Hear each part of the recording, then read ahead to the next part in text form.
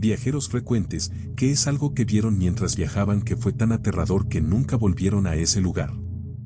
Fui a un retiro de ayahuasca en Perú. El retiro en sí fue increíble y se lo recomendaría a cualquier persona. Se llevó a cabo bastante profundo en el Amazonas, y para llegar allí tenías que pagar un autobús grupal o tomar un mototaxi. Nadie estaba realmente dispuesto a conducir tan lejos de otra manera. Después de que terminó el retiro, tenía un par de días para relajarme antes de regresar a Estados Unidos. La chica con la que compartí habitación también tenía tiempo libre, así que decidimos ir a Tarapoto, la ciudad más cercana, y explorar un poco. Paseamos, comimos y tomamos un tour por una fábrica de chocolate. Ella se quedaba en un hotel en la ciudad para tomar su vuelo temprano en la mañana, así que yo tomé un mototaxi de regreso a la selva sola. Aproximadamente a mitad de camino, el conductor se detuvo y un hombre con un fusil semiautomático se acercó al vehículo y comenzó a hacerme preguntas sobre a dónde iba, qué estaba haciendo y otras cosas. Estaba completamente sola con el conductor, que se había detenido a propósito para este tipo armado, en medio del Amazonas. Estaba más allá del terror. Todo el incidente duró menos de 5 minutos y terminó con yo pagando un peaje de 10 soles, creo que menos de $8, no estoy completamente segura de la conversión. El conductor insistió en que tenía que hacerlo, así que pagué y, afortunadamente, seguimos nuestro camino. Unos kilómetros más adelante, el conductor volvió a detenerse y casi me dio un ataque al corazón. Me insistió en que tenía algo que mostrarme y que debía bajarme del vehículo, así que lo hice. No sé si fue una estupidez. Todavía no sé cuál habría sido la decisión correcta. Me llevó al borde del camino, donde había un acantilado, y abajo estaba el lugar donde un río más pequeño choca violentamente y de manera espectacular contra el Amazonas. Fue una de las cosas más hermosas y asombrosas que vi en Perú. Nos quedamos en silencio, observando la unión de los ríos durante un rato antes de que él me llevara de regreso al retiro sana y salva. Fue un viaje aterrador, pero vaya que es una maldita historia para contar. Mi hermana, mi mamá y yo estuvimos a punto de ser víctimas de trata de personas. Somos originarias de los Balcanes, pero vivimos en Alemania. Cuando mis padres se divorciaron, mi mamá nos llevó de vacaciones a nuestro país de origen. El viaje en autobús duraba más de 30 horas. Casi habíamos llegado, y mi tío debía recogernos en la estación, pero nunca llegamos. Eran alrededor de las 11 de la noche cuando los conductores dijeron que habíamos tenido un neumático pinchado en medio de la nada. Solo quedaban 3 mujeres más en el autobús. Empezaron a llorar, ya que los conductores nos dijeron que había unos taxis muy amables esperándonos en la calle para llevarnos a nuestras casas. Viéndolo en retrospectiva, era completamente ridículo, ya que todas vivíamos en ciudades diferentes. Pero mi mamá y mi hermana ya se habían subido al taxi y nuestras maletas estaban en la cajuela. Entonces, las otras mujeres comenzaron a gritar y llorar, tratando de llamar a sus esposos. Por suerte, uno de ellos vivía cerca y llegó con su familia. Los conductores del autobús se asustaron y los taxis se fueron. En resumen, más tarde descubrimos que muchas mujeres y niñas habían desaparecido en los últimos meses a causa de la trata de personas.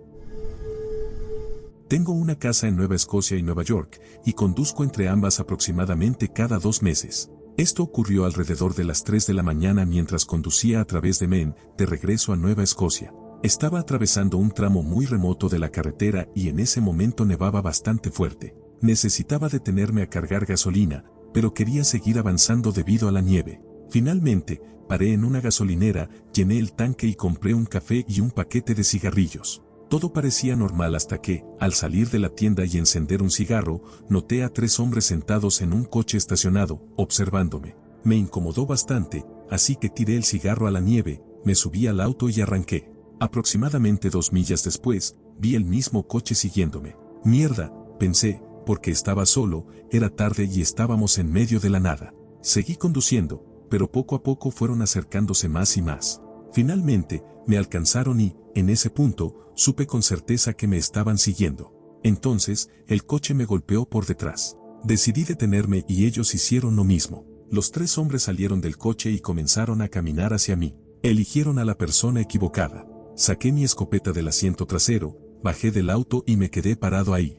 Fue entonces cuando noté que tenían las manos en los bolsillos. Nos quedamos mirándonos fijamente. Después de unos segundos, se dieron la vuelta, subieron a su coche y se largaron. Si no hubiera tenido la escopeta conmigo, no sé qué habría pasado. Después llamé a la policía, pero la matrícula que les di no estaba registrada, así que no pudieron hacer nada. Probablemente ha sido la experiencia más cercana a la muerte que he tenido en mi vida.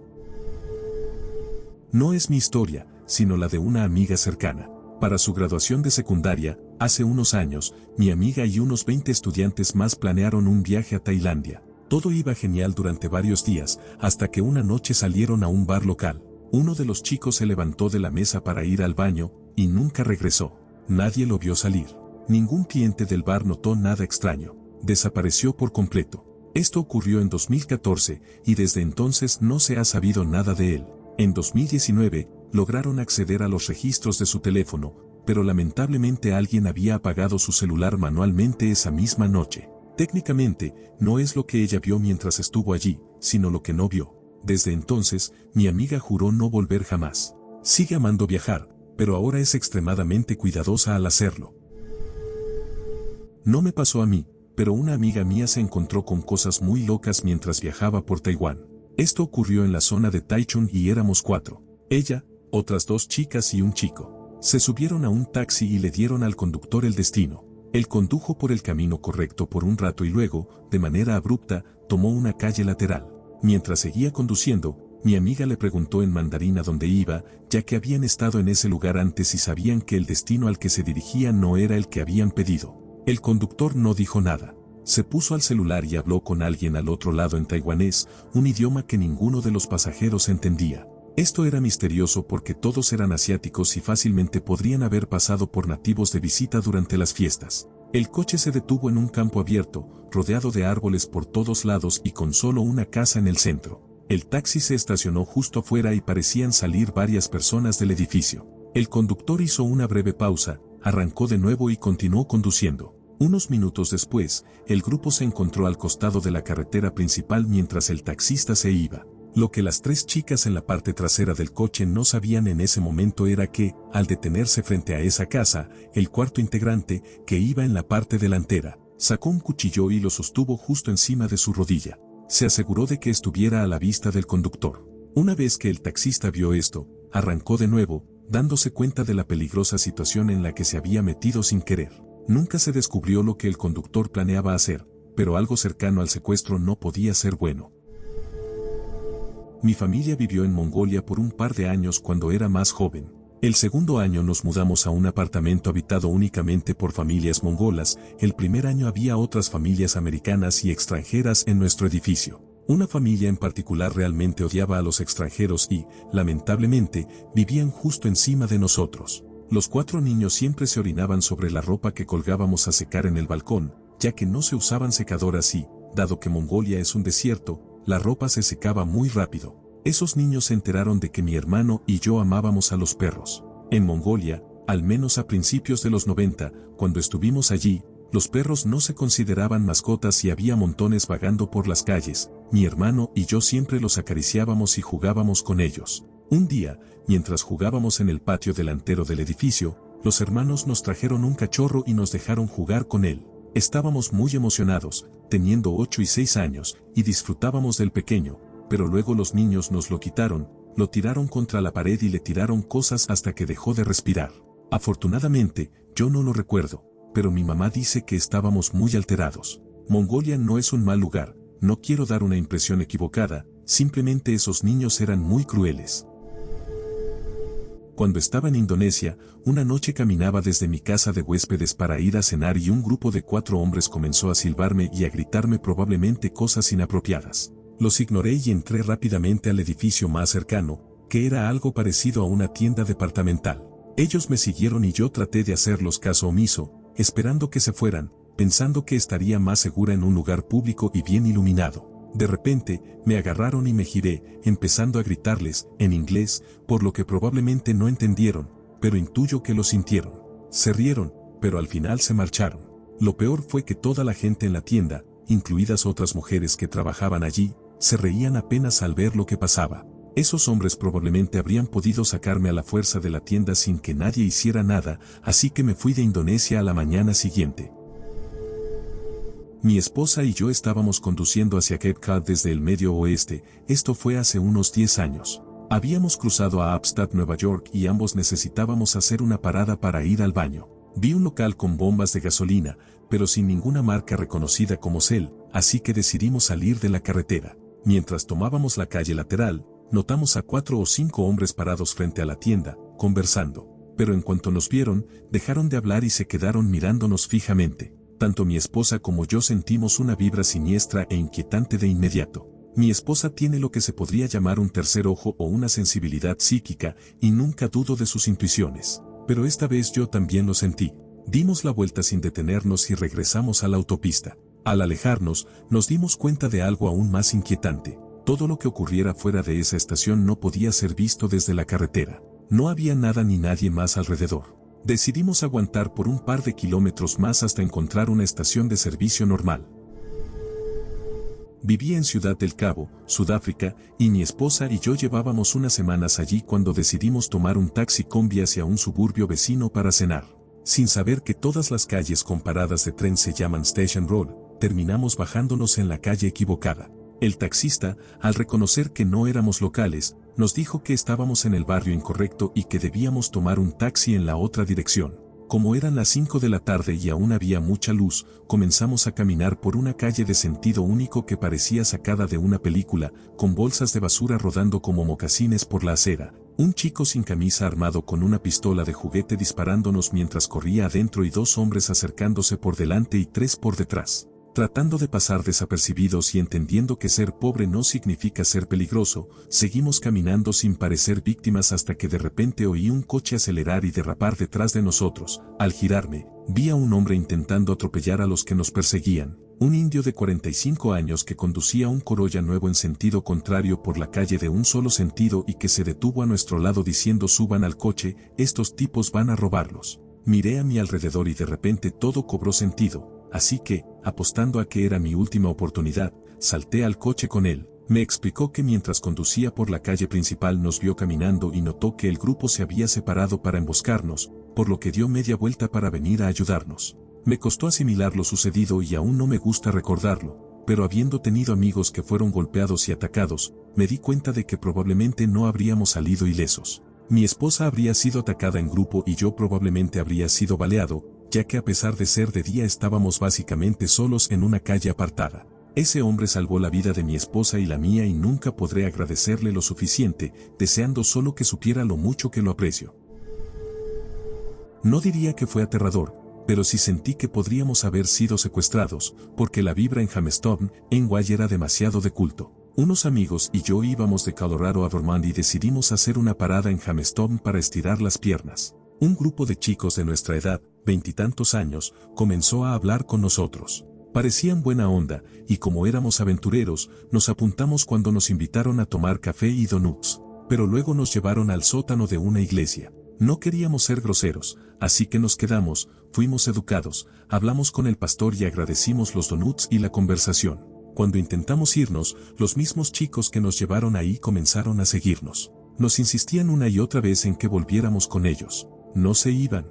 Fui al baño de una gasolinera antes de irnos, y cuando salí, uno de ellos estaba parado ahí, esperándome. No sé, todo se sentía súper inquietante, y los locales nos miraban raro. Nos subimos al coche y nos largamos de ahí lo más rápido posible. Hace 7 años fui de excursión a Escocia con unos amigos. Una noche dormimos en tiendas de campaña en medio de la nada. En medio de la noche se escuchó un sonido como si alguien estuviera comiendo algo justo al lado de la tienda. Pregunté si alguno de mis amigos estaba despierto, ellos dormían en otra tienda, y uno respondió. Cuando le pregunté si había escuchado ese ruido, dijo que sí, pero que pensó que era yo. No lo era. El sonido de comer eventualmente se detuvo, pero luego oímos algo parecido al gruñido de un estómago. Esto no suena tan aterrador escrito, pero créanme que lo fue. Imaginen estar en esa situación cuando la civilización está a un día caminando. Todavía nos preguntamos qué pudo haber sido, tal vez solo una oveja, ya que hay montones en Escocia. Soy un fanático de las vacaciones en solitario. Fui a visitar Berlín en Navidad 2017 y un hombre con un celular viejo y cutre se me acercó pidiéndome que le tomara una foto. No pensé nada, ya que eran las 8 de la noche en la Plaza Alexander y había mucha gente. Respondí sí, claro, y tomé su teléfono. Lo extraño de él era que seguía mirando a su alrededor sin sonreír a la cámara. Tras ver la foto, por supuesto, baja calidad, dijo. No está buena, vamos para allá y tomamos otra. Tan ingenuo como era, lo seguí y noté que intentaba tomar la segunda foto entre dos puestos del mercadillo navideño, donde había muy poca luz y estaba lejos del bullicio principal de la plaza. Recuerdo haber pensado, joder, aquí hay aún menos luz, y entonces comprendí lo que estaba a punto de suceder. Vi a otro tipo salir entre los dos puestos, ambos mal vestidos, algo poco común en Alemania, y lo asocié con el primer hombre. Sin necesidad de decirlo, simplemente dejé caer el teléfono al suelo y corrí de regreso a la multitud del mercadillo navideño. Viajé a París cuando tenía 17 años con un grupo de estudiantes de mi escuela. Nos dijeron que mantuviéramos nuestro dinero bien guardado y que nunca habláramos con los vendedores ambulantes, especialmente aquellos que hacían pulseras en las muñecas de los turistas, ya que estos hombres confeccionan las pulseras y luego cobran tarifas exorbitantes, y si no pagas lo que piden te amenazarán o te impedirán físicamente salir del lugar. Me emparejaron con otra joven cuando nos dirigíamos a la Basílica del Sagrado Corazón y un hombre se nos acercó queriendo hacernos una pulsera. Rechazamos su oferta, pero él no aceptó un no por respuesta. Continuó molestándonos y siguiéndonos cuesta arriba mientras seguíamos diciendo que no. En un momento dado, agarró mi muñeca e intentó trabajar en ella. Yo me aferré a mi amiga y él empezó a tirarme en otra dirección, gritándome y tirándome con fuerza, sin que supiera qué hacer. Mi amiga empezó a gritar pidiendo a la policía y él se marchó. Lamentablemente, le sucedió lo mismo a otro estudiante que no comprendió que el hombre no lo dejaría ir sin pagar 20 euros. El estudiante trató de irse, pero el hombre le amenazó con seguirlo y matarlo, matarle a su familia y hacer todo tipo de cosas terribles. El estudiante tomó una foto del hombre, pero este se la arrebató y se fue corriendo. Los destinos turísticos son realmente una locura. Durante la secundaria, mis amigos y yo hacíamos viajes al desierto del sur de Texas, cerca de la frontera. Acampábamos en la naturaleza, disparábamos armas o hacíamos fogatas. Nos graduamos en 2004. Nuestro último viaje fue en 2005, y tuvimos una experiencia realmente aterradora. Esa noche teníamos una fogata encendida. Para quienes no lo saben, los desiertos se enfrían bastante por la noche debido a la falta de humedad.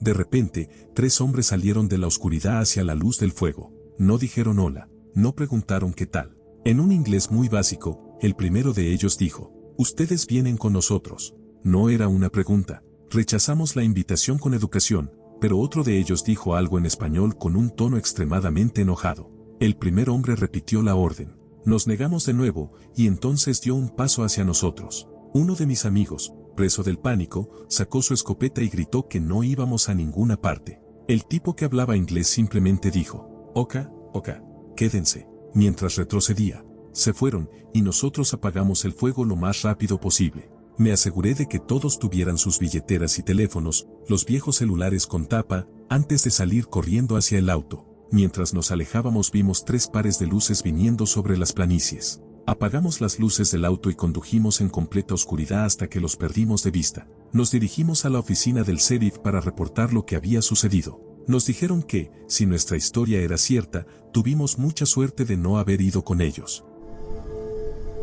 Entre 1999 y 2002 estuve viajando por el Medio Oeste y las llanuras. Recuerdo conducir a través de un desierto árido, que parecía haber sido tierras de cultivo antes de la sequía prolongada en la zona. Mi coche se averió no muy lejos de una granja, y una pareja mayor muy amable me dejó quedarme con ellos hasta que pudiera arreglar mi camioneta en 2002. Tenían un perro maravilloso con el que disfruté mucho jugar. Pero déjenme decirles, la cantidad de personas que pasaban por la casa de esta familia era absolutamente absurda. Un hombre con aspecto enfermizo los acosaba constantemente para que convirtieran su propiedad en un vertedero. Había 5 o 6 tipos con pinta de pandilleros dejando enormes huellas en las zonas más apartadas de la finca enterrando quién sabe qué. Un anciano de aspecto casi sobrenatural quería filmar en su propiedad, no viejo de asilo, sino viejo como el guardián de la cripta. Y por muy amigable que fuera su perro, los 2 patos que tenían parecían tener una vendetta contra todos los que se acercaban. Al menos había un buen servicio de barbero ambulante en la zona. Me hicieron un corte al ras bastante decente. Creo que mi historia no se compara con las de otras personas, pero fue una de las cosas más aterradoras que he vivido. Me gusta hacer de mochilero y suelo ir solo con mi perro. Una vez estábamos a una semana de adentrarnos en una zona salvaje de Colorado, solo él y yo, cuando se acercó demasiado al borde de un acantilado y, en su estupidez, cayó aproximadamente 200 pies, unos 61 metros. Cuando llegué a él, me di cuenta de que se le había roto la pierna completamente, entre otras lesiones, y no había manera de que pudiera caminar en ningún momento cercano. Así que tuve dos opciones: dejar al perro y buscar ayuda, o cargar con el perro y dejar atrás las provisiones. Esto fue a finales del otoño, cuando las noches bajan muy por debajo de cero. Terminé atando mi tienda y algo de comida en mi pecho y cargando a un perro de 45 kilos a la espalda durante 3 días de absoluto infierno. El perro lloraba, yo no podía caminar rápido, él gemía cada vez que tropezaba, estábamos fríos y solos, y pensé que íbamos a morir. El tercer día me encontré con una pareja que nos calentó unos frijoles horneados, fabricó una camilla con sus bastones y un saco de dormir, y cargó a mi perro hasta el inicio del sendero. Honestamente pensé que tendría que dejar a mi perro y volver después para encontrarlo muerto en la nieve. La pareja incluso recuperó mi equipo que había dejado y lo trajo de vuelta a la ciudad un par de semanas después. A veces la gente es increíble.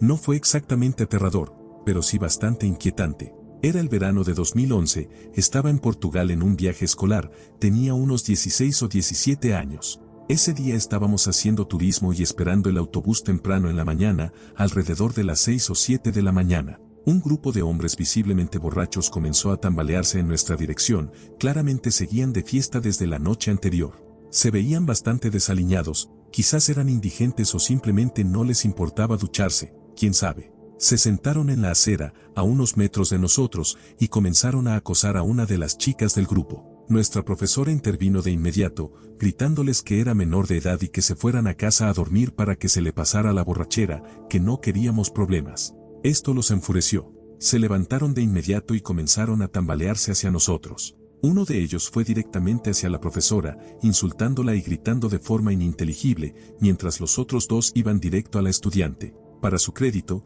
la chica se mantuvo firme y les gritó que se largaran. Afortunadamente, varios chicos del grupo, grandes y fuertes, intervinieron de inmediato y se pusieron delante de ella antes de que pudieran acercarse más. Pero el momento clave, del que todos hablaron después, fue cuando nuestro viejo y sabio profesor de filosofía, normalmente tranquilo y zen, entregó su carísima y adorada cámara a un estudiante y dijo con total seriedad: «Sujeta esto», antes de lanzarse pecho contra el tipo en un duelo de pura dominancia, gritándole con toda su fuerza. Y entonces todo se volvió un caos. Los otros dos borrachos corrieron a ayudar a su amigo, lo que hizo que la mitad de los chicos del grupo los confrontaran para defender al profesor. La profesora de geografía entró en pánico, intentando tirar del profesor de filosofía para apartarlo, junto con algunos de los chicos mayores. El estudiante con la cámara huyó lo más lejos posible de la pelea, protegiendo a toda costa esa reliquia sagrada. El autobús finalmente llegó, haciendo que la profesora de ciencias sociales apresurara a los demás estudiantes dentro.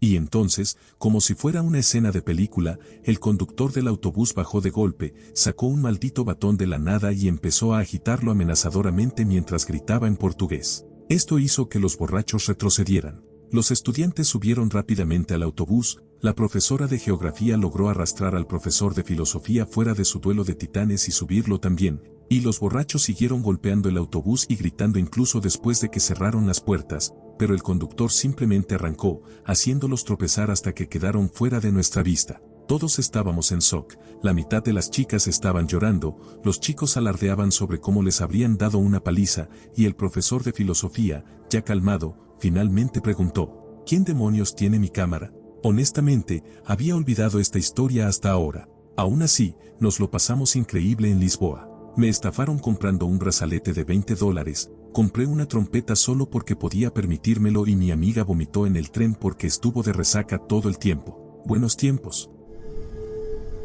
Estuvimos en Pai, Tailandia, mientras salía con mi novia, fuimos allí y descubrimos que Pai es un lugar bastante apartado pero popular entre turistas hippies y hipsters. Además de que se filmaron algunas famosas películas asiáticas en este pueblo, así que a pesar de estar en medio de la nada seguía siendo muy concurrido. Lo primero que notamos fue la cantidad anormal de perros callejeros, alrededor de 20 en cada esquina, que entraban a restaurantes a mendigar comida, todos súper amigables y tranquilos. Durante nuestra estancia hubo un gran evento de reggae que duró hasta las 2 de la mañana y al final tuvimos que tomar un autobús lanzadera para regresar al pueblo, ya que estaba en medio del campo. De regreso, no pudimos encontrar donde habíamos aparcado la scooter, lo cual fue aterrador al tener que buscarla en medio de la noche mientras muchos perros nos seguían y nos observaban. Cuando finalmente la encontramos y regresamos a nuestro resort, algo muy extraño sucedió. A las 3 o 4 de la mañana vimos a una mujer en medio de la carretera, vestida con un largo vestido negro y con el cabello igual de negro, que agitaba sus brazos sin moverse del lugar, mientras alrededor de ella, unos 30 perros formaban un círculo ladrando intensamente, pero sin acercarse. Aunque parecía alucinación, mi novia también lo vio y le dije que siguiera conduciendo sin detenerse para no complicar la situación, ya que el resort estaba cerca y queríamos advertir a alguien si necesitaban ayuda. Pero no había nadie a la vista y los ladridos cesaron, así que fuimos a dormir. Sin embargo, durante la noche alguien estuvo golpeando nuestra puerta y ventana de vez en cuando, y se escuchaban a lo lejos los ladridos de los perros fuera de la reja. Al día siguiente, decidimos irnos del pueblo, pero todos los autobuses estaban llenos debido al evento, así que pagué a un conductor para un traslado privado a un precio muy elevado solo para salir de allí. Hasta el día de hoy, aún no sabemos qué significaba todo eso, y me sentí terrible pensando que tal vez era realmente una mujer que estaba perturbada y necesitaba ayuda, aunque todas las señales de alerta se encendieron y creo que fue una buena decisión seguir conduciendo sin detenernos.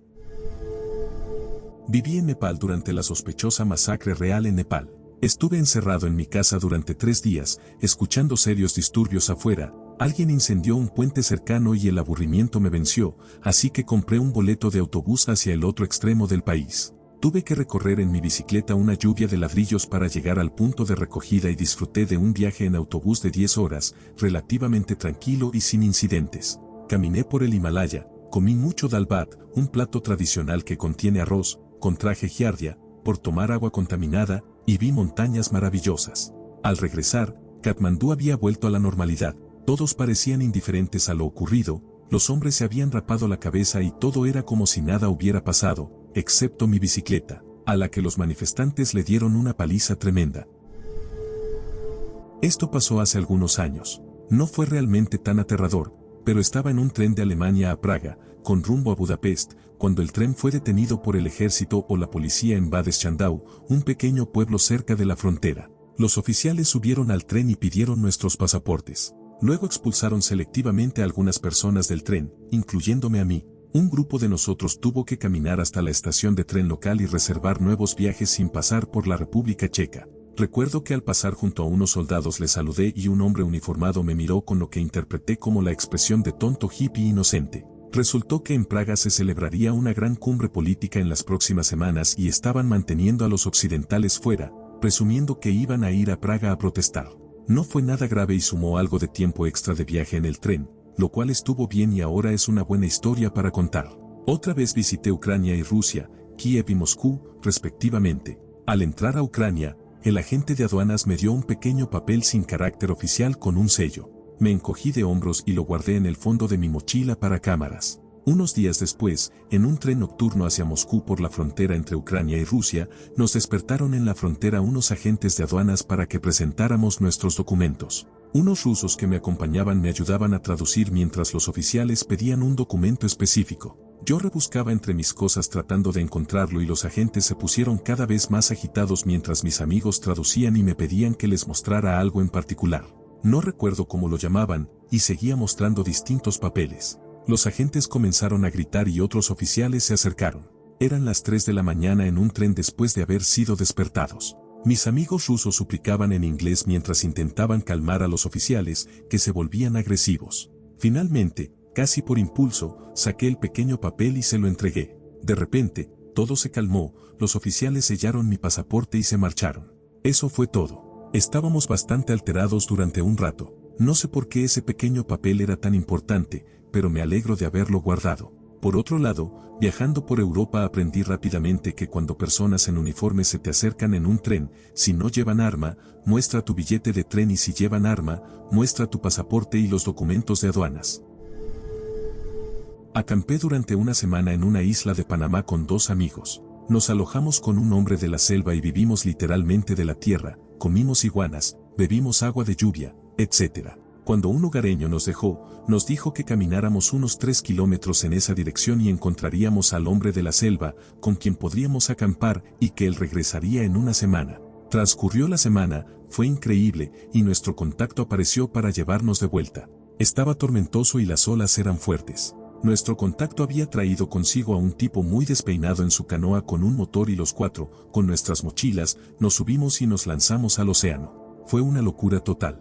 Primero tuvimos que superar las olas rompientes desde la playa, olas enormes, y lo logramos con la ayuda de un vigía despeinado que nos indicó girar a la izquierda o a la derecha para sortear las olas en nuestra canoa, y nosotros, los 6, lo hicimos. Luego estábamos a 1 kilómetro mar adentro, en medio de un gran oleaje, surcando las crestas y valles del océano y pensando en los tiburones tigre que seguramente nos atacarían si volcábamos. Al acercarnos a un puerto, miramos a la izquierda y vimos una ola de barril gigantesca a unos 100 metros de distancia, un sueño para cualquier surfista. Miré hacia atrás y todos estábamos pálidos de miedo, sabíamos que no iba a terminar bien. Al entrar en el puerto, estábamos montados en las olas, pero si íbamos en línea recta, la canoa se deslizaría sobre la ola y hundiría su proa, lo que significaría la muerte para todos. Los chicos sostenían sus mochilas con un agarre de muerte, tratando de no alterarse. Unos 10 minutos después, nos acercamos a un muelle con un pequeño grupo de lugareños que aclamaban nuestro regreso,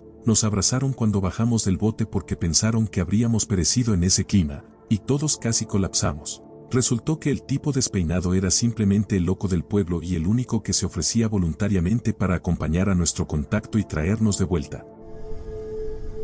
Recuerdo que el piloto llamó por el altavoz. Chicos, parece que se nos viene un aire muy turbulento. Y fue interrumpido cuando el jet se precipitó en caída libre. Volaba de regreso a casa desde Jamaica y nuestro avión chocó contra un pozo de aire y cayó libremente durante unos 3 segundos. Parecía esas grabaciones de astronautas en aviones en las que las personas, su comida y sus bebidas flotan fuera de sus asientos. Yo estaba sentado solo, ya que compré los boletos tarde, y la chica que estaba a mi lado, aproximadamente de mi edad, se aferró a mi brazo como si fuera lo único que la anclara al avión. Se desplegaron las mascarillas y el piloto nos informó que el avión no había perdido presión, pero que aún no hemos salido de problemas. Unos 10 segundos después volvimos a caer, esta vez durante unos 4 segundos, y se apagaron las luces del avión. Mi brazo había perdido completamente la circulación porque la chica a mi lado aún no lo había soltado. Recuerdo mirar por las ventanas, ya que ella estaba demasiado absorta para cerrarlas, y ver cómo las alas se curvaban hacia arriba,